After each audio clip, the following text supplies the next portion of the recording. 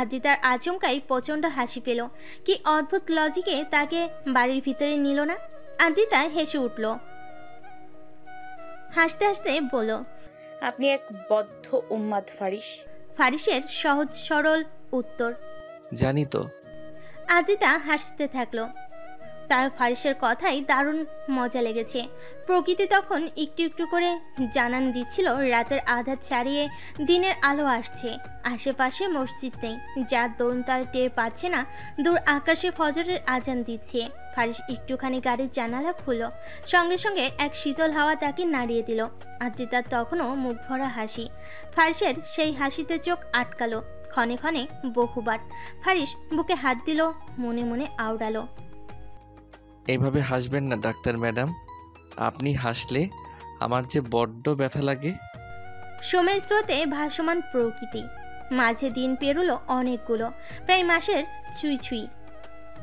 নতুন বছর আসতে খুব বেশি দেরি নেই, এখন হাতে গোনা 2-4 দিন বাকি। ফারিস এখন আজিতাতে আসক্ত। রোজ রাতে প্রেমালাপ, আর 2 দিন পর পর রাতের ঘোরাঘুরি। এটা একটা রুটিনে পরিণত হয়ে গেছে। আজিতাকে ছাড়া ফারিসের চলে না এখন। ফারিস চাইছে শীঘ্রই বিয়ে করতে, কিন্তু কোথাও গিয়ে দোটানায় পড়ছে। সে কি করে? সে সম্পর্কে আজিতা এখনো অবগত নাই। ফারিসের ভিতর কিছুটা হলেও ভয় ঢুকেছে। আজিতা তার সম্পর্কে জানলে মেনে নিবে তো, নাকি ছেড়ে চলে যাবে? ফারিস জেনেছে কক্সবাজারে সেই পপি গাছে ফলন ভালো হয়েছে, খুব শীঘ্রই গাছে ফল ধরবে। ফারিস বেশ চিন্তিত, কি করা যায়? যে ভয়ঙ্কর তার শুরুতে ছিল, সেই ভয় ধীরে ধীরে বাড়ছে। বিষয়টা চেপে চেপে তাতেও শান্তি পাচ্ছে না, আবার বলে দিবে তাও পারছে না। দ্বিধা দ্বন্দ্বে আছে খানিকটা। প্রকৃতি তখন দুপুরের দখলে। ক্লান্ত শরীরে গাড়িতে বসে আছে ফারিস। আকাশ ছুঁয়ে রোদ্দুর উঠেছে তখন। ঢাকা শহরে বেশ জ্যাম আজ। যানজটে আটকা পড়েছে ফারিস আর আদিপ। আদিপ ড্রাইভ করছে, তার পাশে ফারিস। আদিপ প্রশ্ন করল, ভাই কাশ্মীরের লোকেরা আবার মাল চাইছে, দিব কি? আগেবার দেরি করেছিলাম বলে খেপে গেছিল, পরে আবার দমে গেছে, এবার বিষ চাইছে, কি করব? ফারিস 2 মিনিট ভেবে বলল, দিয়ে দাও। আচ্ছা। কারখানায় কাজ কেমন চলছে? রাত 1টায় একবার যাবেন ভাই? আজ হবে না, কাল যাব। ঠিক আছে। এখন কই যাবেন? পুরনো বাড়ি যাব। আচ্ছা। জ্যাম কাটলো আরো 10 মিনিট পর। আদিপ গাড়ি স্টার্ট দিল। ফারিস চুপচাপ বসে। সে প্রশ্ন করলো, তুমি এখনো ডাক্তার ম্যাডামের বন্ধুকে প্রপোজ কেন করনি আদিপ? আদিপ বিষম খায়, হাত অবশ হয়ে আসে, কণ্ঠনালীতে কথাই আটকায়। তবু আদিপ নিজেকে সামলে বলে, আমি বলতে পারি না ভাই, আমার ভয় লাগে। ফারিসের গম্ভীর মুখ, চোখে মুখে বিষণ্ণ। সে হাসলো না, বেশ গভীর ভাবনা নিয়ে বলল, তুমি কি চাচ্ছ তোমার হয়ে আমি ডাক্তার ম্যাডামের বন্ধুকে প্রপোজ করি? আদিপ কি বলবে বুঝে না, চুপ করে রয়। ফারিস আবারও বলে, কালকের মধ্যে এই মামলা সেট করবে আদিপ, তুমি না পারলে আমি কিন্তু দেখব। আদিপ তাও কিছু বলে না, কি বলবে তাও জানে না। আদিপ চেষ্টা করে বেশ কয়েকবার সে গিয়েছিল চাঁদনির কেবিনে, কিন্তু মেয়েটার সামনে গেলেই আদিপ চুপসে যায়। এমন ভাব নেই যেন মেয়েটাকে সে চেনেই না, প্রথম দেখছে। এই ধরনের পরিস্থিতিতে কখনো পড়েনি আদিপ, তাতেও সমস্যা হচ্ছে। চাঁদনি কি না কি বলে তা নিয়ে সে ডিপ্রেশনে আছে। মেয়েটার কথার যে ধাস, কখনো হাত চালিয়ে বসে গালে, এ ভেবেও আদিপ সাহস পায় না। পুরো রাস্তায় চুপ থাকলো আদিপ। ফারিসও কিছু বলল না, তবে সে মনে মনে ভেবে নিয়েছে কালকেও যদি আদিপ কিছু করতে না পারে, তাহলে ফারিসই দেখবে বিষয়টা।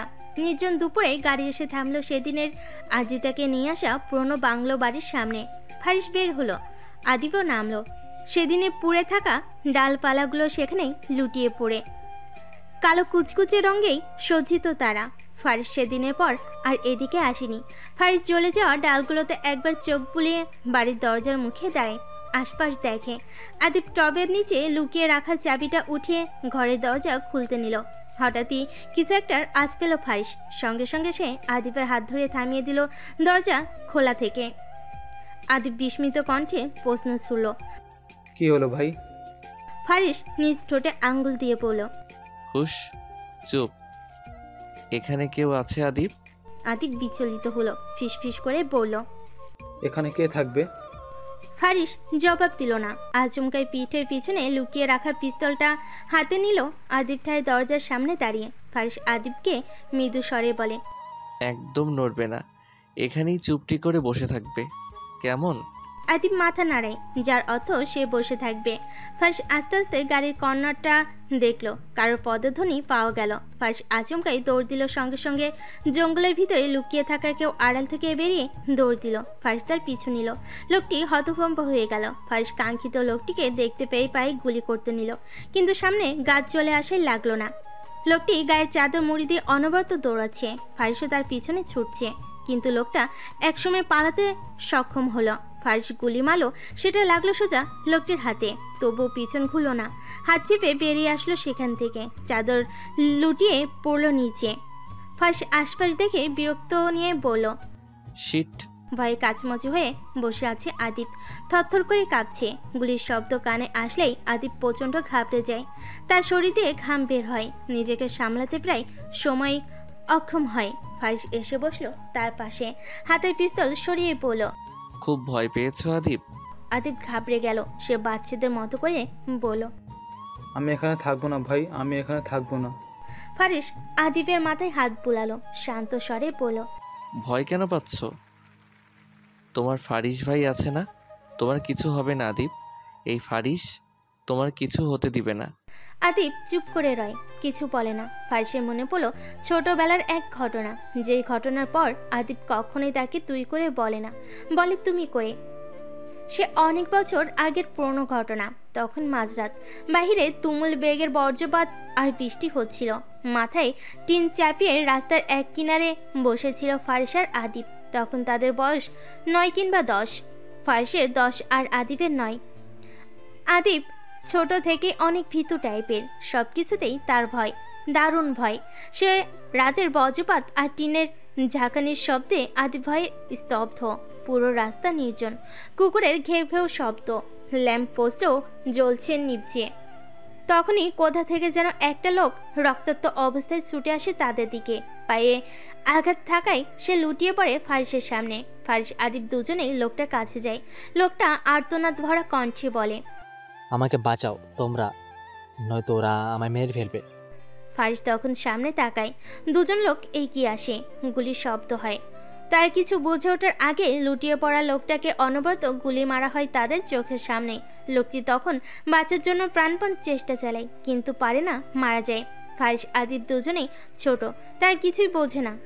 আদিব ফারিসের হাত ধরে গুলির শব্দ ভয়ে কুঁকড়ে যায়। রুহু সমেত তার ভয়ে কাঁপে, কিন্তু ফারিস থাকে স্থির।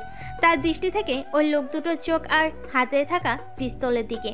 তখনই একটা ছেলে বলে, এরা দুজন দেখে ফেলেছে, ওদেরকে মেরে ফেলো। আদিব ঘাবড়ে যায়।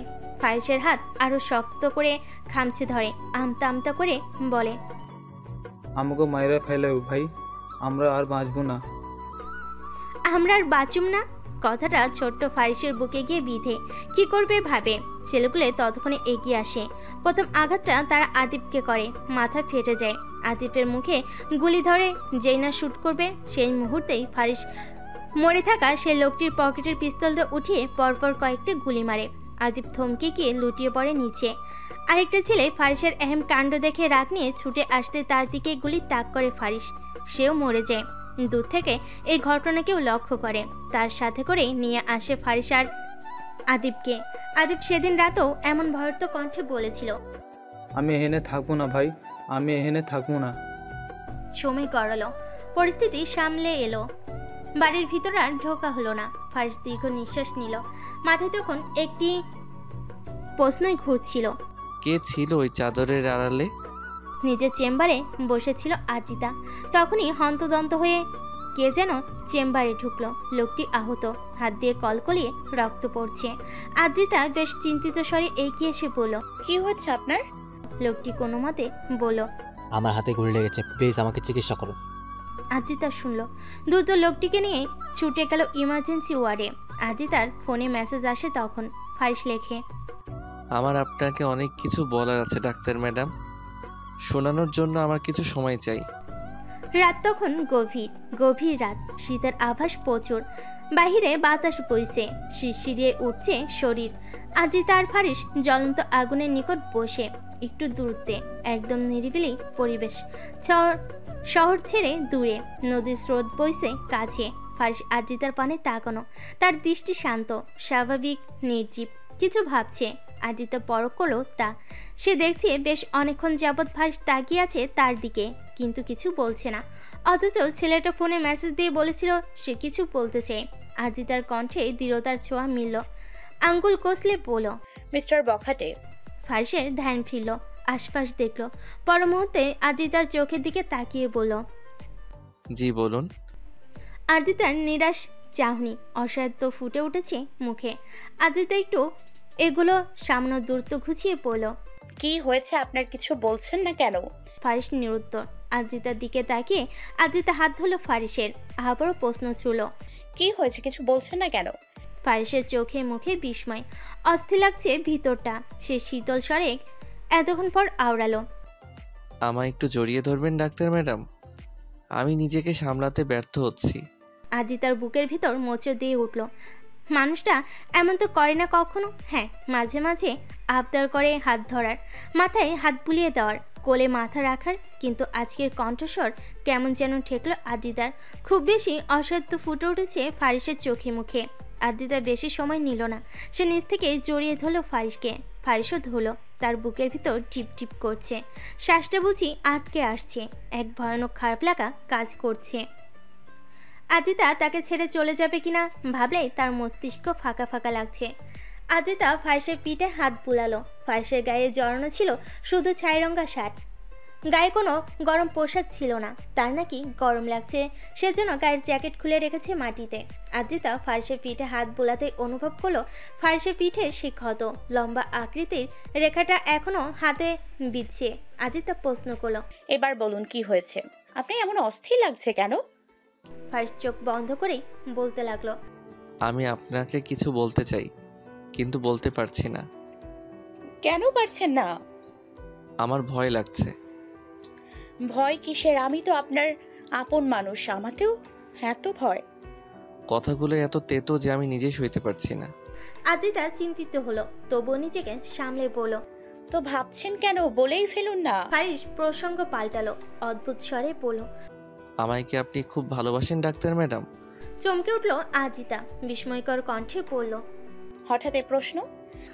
আমরা তো সরাসরি কখনোই একে অপরকে বলিনি আমি তোমায় ভালোবাসি। না বললে কি ভালোবাসা যায় না? ফারিস চোখ খুলো, চমৎকার এক হাসি ফুটে উঠল মুখে। সে আদ্রিতাকে চালো, মলিন মুখে বলল, আমাকে ছেড়ে যাওয়ার ইচ্ছে আছে আপনার? রুহু সমেত কেঁপে উঠল আদ্রিতার। এই বুঝি ভয়ঙ্কর এক প্রশ্ন ছিল আদ্রিতার জীবনে। সে ভরকালো, আঁখি যুগলে অশ্রু রেখা মিলল। কেমন করে যেন বলল, এভাবে কেন বলছেন ফারিস? ফারিস তৎক্ষণাৎ উত্তর দিল, আমি ভালো মানুষ নই, আমার শরীর জুড়ে পাপ। আদ্রিতা যেন পুরোদমে স্তব্ধ হয়ে গেল ফারিসের কথায়, শরীর অবাস হয়ে আসছে। আদ্রিতা নিজেকে শক্ত করলো, জোরে জোরে শ্বাস ফেলে নিজেকে দমালো, শান্ত স্বরে বলল, আমার সাথে মজা করছেন ফারিস? ফারিসের মলিন মুখ, চোখের চাহনি লজ্জিত। সে মাথা নুইয়ে বলল, ইস, যদি সত্যি মজা হতো। আদ্রিতা এবার পুরোপুরি স্বাভাবিক হলো।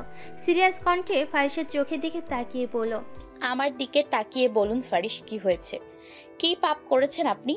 ফারিস চাইল না, চুপ করে রইল। তার গলা দিয়ে কথা বের হচ্ছে না। এত বেশি কষ্ট কেন হচ্ছে? আদ্রিতা সব শুনে ছেড়ে চলে যাবে বলে? নিশ্চয় যাবে না। সে কি ছেড়ে যাওয়ার মতো মানুষ? অবশ্যই আদ্রিতার কাছে তা নয়। মেয়েটি তাকে যথেষ্ট ভালোবাসে। ফারিস দম ফেলো। আদ্রিতার অস্থির লাগছে। সে দ্রুত প্রশ্ন করলো, চুপ করে থাকবেন না ফারিস, কথা বলুন, আমার দিকে তাকান। ফারিস এবার চাইলো আদ্রিতার দিকে।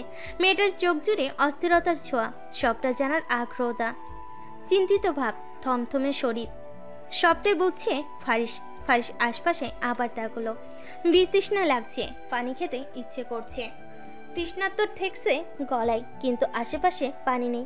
ফারিস ঘামছে, এই কনকনে শীতের রাতেও সে ঘামছে। আদ্রিতা নির্বিকার।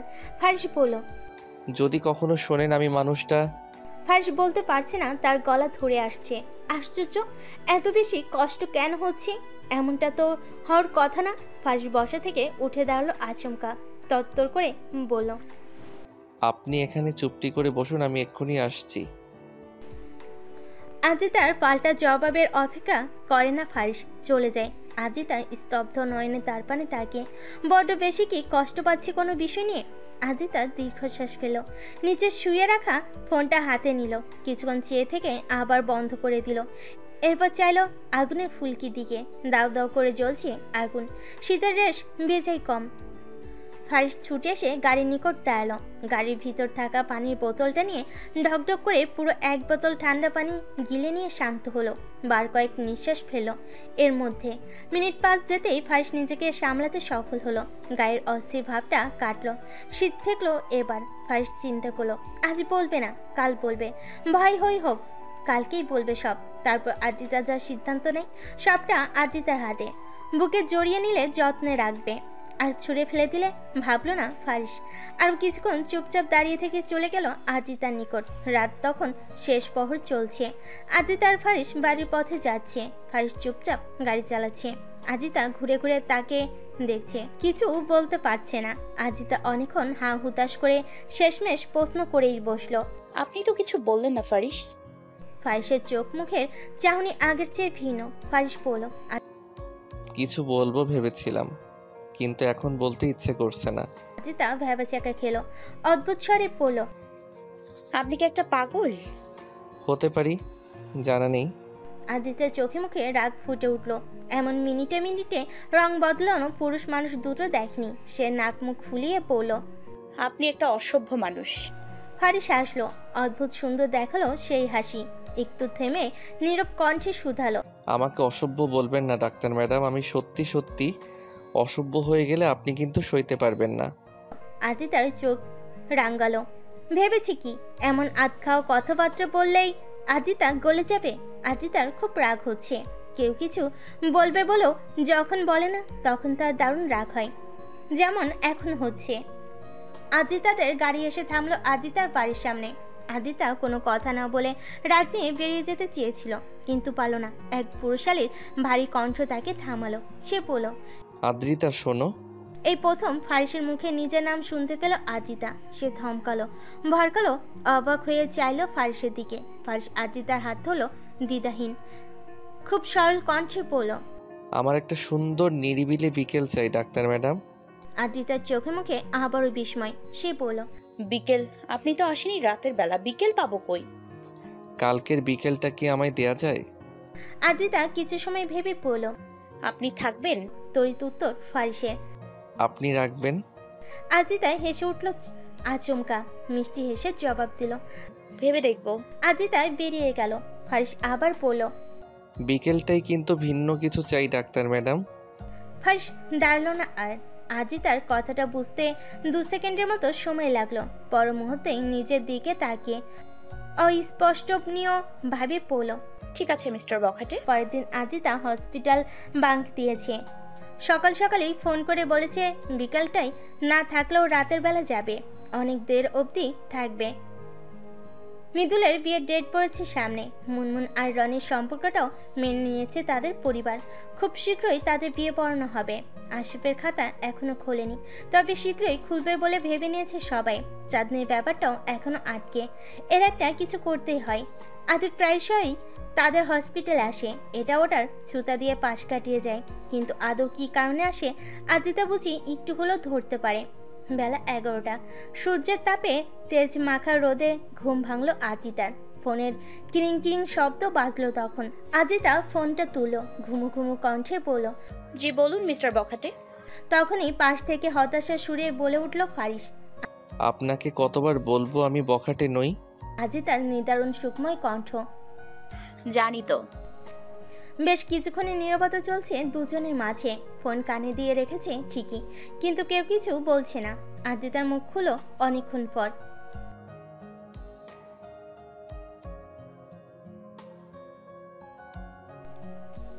ওপাশ থেকে উত্তর দিল, তুমি যদি অনুভব করতে পারো এই নীরবতাকে, তবে প্রেম নয়তো প্রেম নয়। পারো কি অনুভব করতে? পারি তো। তাহলে প্রেম? আমার আপনাকে কিছু বলার আছে ফারিস। ফারিসের দ্বিধাহীন উত্তর। জি বলুন। আজিতার চট করে মনে পড়লো কতক্ষণ আগে ফারিস তাকে তুমি করে বলেছে। আজিতা বিচলিত কণ্ঠে বলল, একটু আগে আপনি আমায় তুমি করে বলেছেন। ফারিস পুরো অমান্য করলো কথাটা। সে বলল, কই না তো। আদিতা দমে গেল। ভুল শুনল কি তবে? ভাবতে গিয়ে প্রশ্ন করলো,